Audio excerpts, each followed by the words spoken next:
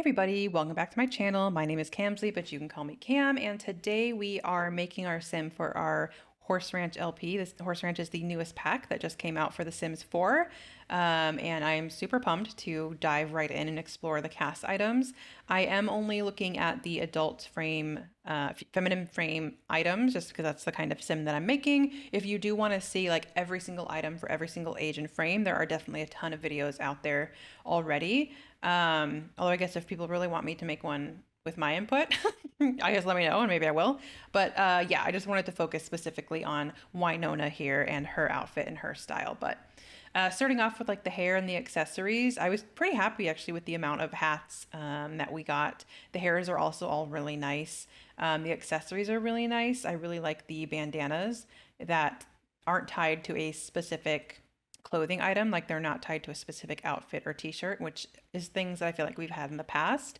It just makes it a lot more versatile to use. And I was also worried that, I would go through and add a bandana and then like I'd really want to pair it with like a certain jacket or something and it might clip. But from what I can tell from the items I tried, the bandana works with pretty much every single other horse ranch top. So that's also really nice that you don't have to worry about that part of it. So yeah, now jumping into the actual clothing items, we have a ton of items here. Um, for me, I love all of them, but this is my aesthetic. I will say that I like the kind of Western ranch style more than like the English cottage style. So for me, cast wise, I would rank this above cottage living, but that is purely just down to taste only. Other people would be like, heck no, cottage living has literally the best cast and are like cottage people. And more to you. I do think cottage living has great cast, but I'm just telling you right now that I really, really like the cast items of this pack that I have seen. I especially love that top and specifically the colors that are with it. There are a lot of really beautiful, deep, rusty, like reds and oranges and yellows in this pack, and I really, really like it. I definitely prefer warm color palettes and tones to cool ones. And so since we had a ton of those options, I really liked it. And all of those colors also pair really well with like a pop of blue. So you will see that throughout many of the items here. We also, of course, have a ton of denim, a ton of jean, which is to be expected. Some of the items have like dirty swatches as well, which is kind of fun. I do at one point put together an outfit specifically that I imagine her like ranching in, like where she's mucking out the stables, she's taking care of the animals, she's gardening. And so having like dirty clothes that my sim can wear that kind of reflect that, yeah, she's been out working all day is very cool. And I like that detail that they gave us the options of that. So yeah, just going through the tops here. Again, I really like a lot of them. I think I ended up giving her 4 everyday outfits just because I couldn't choose. Of the tops, I will say that the one I'm on right now is probably my favorite, both for the variety of like the swatches as well as just the style of it. It's just so casual.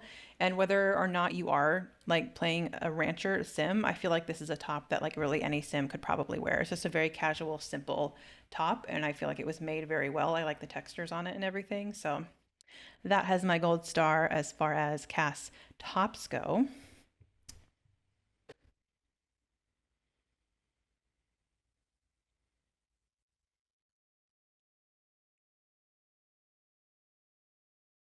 All right, next up we have the bottoms. I honestly was hoping for a few more denim options, which is kind of weird, but like none of them fit inside your boot. So all of the cowboy boots are like the jeans are on the outside of them. I was really hoping that there would be at least one that the boots would show up on the outside, maybe just like a basic skinny jean or something like that. Which again, that might not be the style, and I have plenty of other jeans, both from other packs and from CC, that I can use to replace that. But I was kind of bummed that you couldn't really see the boots in any of the pants unless you're wearing like the shorts or the skirt. But that's a pretty minor gripe. Overall, they're pretty great. I especially love the flared jeans. I think I used that 3 times in all of her outfits. That striped version is so good. She's such a groovy denim cowgirl, and I love it. We do have 4 different pairs of boots. There are one that is very classic Western, one that's kind of more short, one that I think the style is more English. I'm not 100% sure, but it is just a different kind of boot. And there are a couple swatches that also have like beading and stuff on them, which are really pretty. And then, of course, we have a pair of riding boots as well. We have one accessory, which is pretty much just a pair of gloves, but that can be great if you want to give them to your sim when they're writing or they're working. I think it's very functional and it makes sense. This is part where I would love to have a belt accessory because I feel like this would just, or like a belt buckle that we could just put on any jean. I feel like that would have been a great opportunity there, but again, a minor gripe. Um, as far as the full body outfits go, most of them are dresses, but that's fair since most of the bottoms are also jeans. This one with like the little tie, I think is really cute and I really enjoyed it. um, yeah, I mean, nothing too much to say there. I think they're all very solid pieces. I do think that the outfits, the full body outfits, are maybe a little bit more particular to ranch and Western style, so they might not be as what am I trying to say? Flexible if you have a sim that isn't really a yeehaw sim. But again, this is a yeehaw pack, so that is to be expected. Um, but yeah, so those are the basics of the items and my general feelings on them. I'm going to be quiet now while I go through and I make some more outfits for Winona, and I will circle back with you when we're ready to go over aspirations and traits. So I'll see you then. Okay, bye.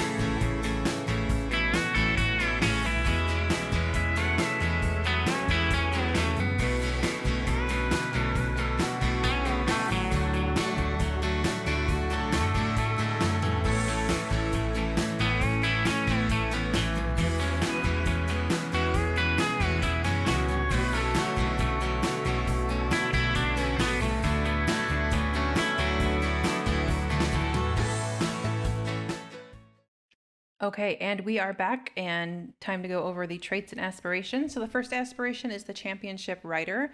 This is for a sim who wants to compete in horse racing and become the best horse racer in the world, which is the one that I ultimately chose for Winona. But there is also a food one that is called expert nectar maker. If instead of like the horse part of it, you really want your sims to get into the nectar making, which I do plan to do. I might switch back and forth between the two aspirations, but we're going to primarily work on the horse one because that's the aspect of gameplay I'm most excited for. And from there, we do have some new traits as well.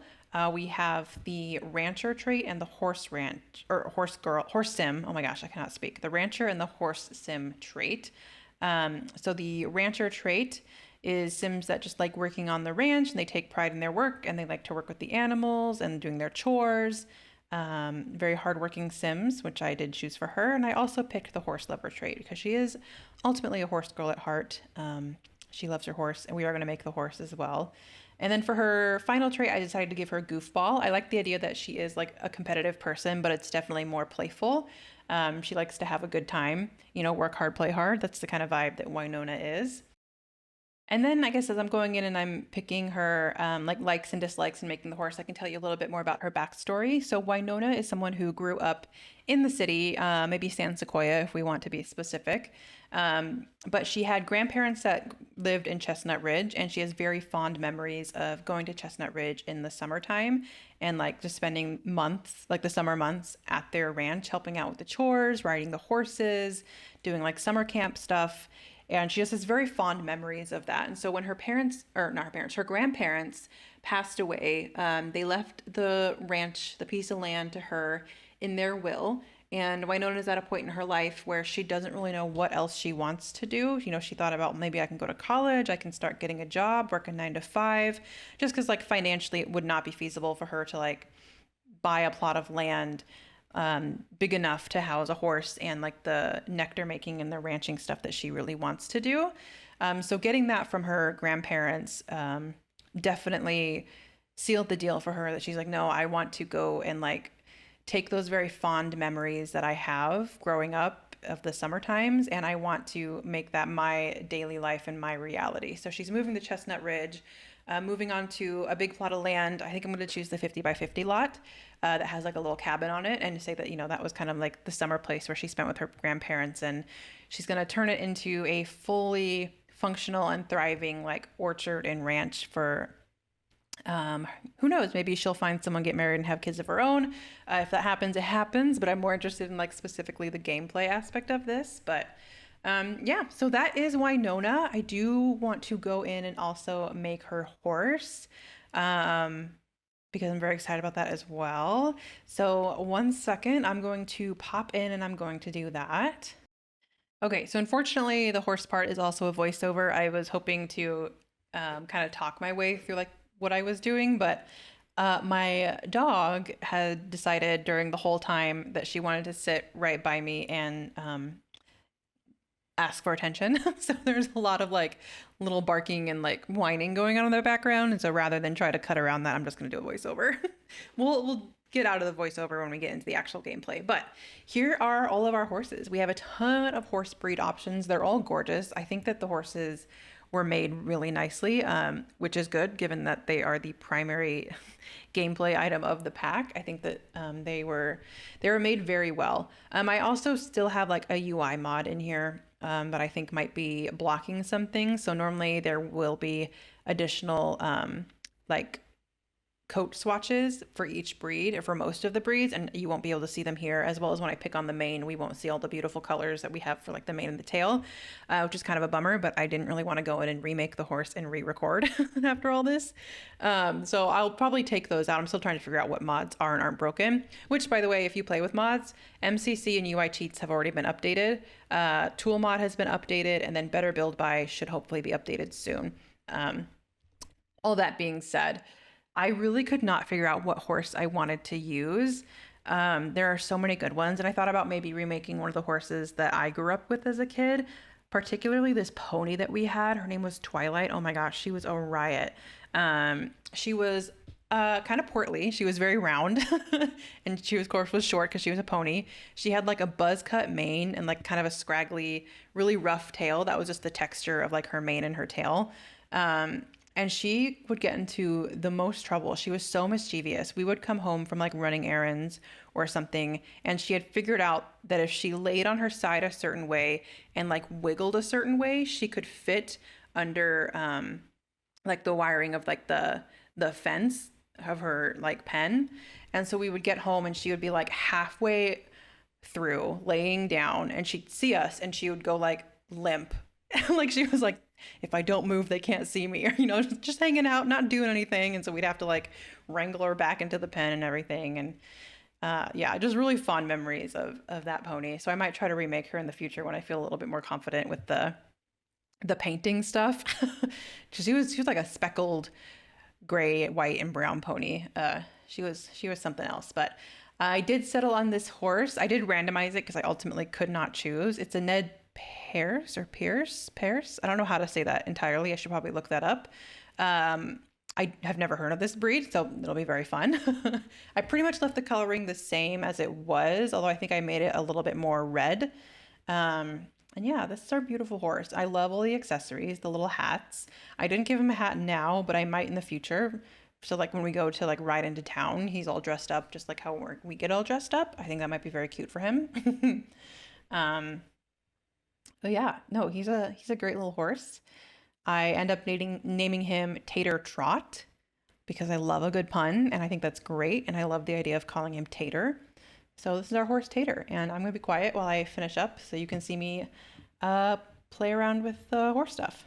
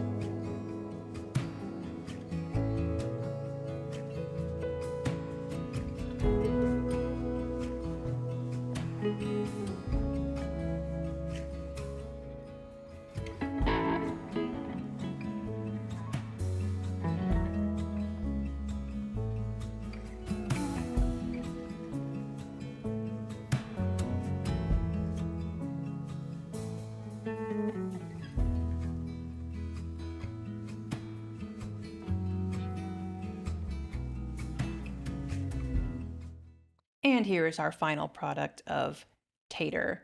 So we went into the traits and I chose free spirit, intelligent, and friendly.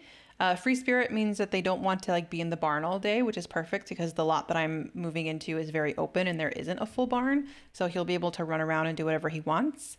Friendly because I wanted my horse to like me. And then intelligent because I like the idea of the horse being really smart and me being able to have a conversation with our horse Tater. I think that's fantastic. So here we are naming him, and then I'm going to jump into the game.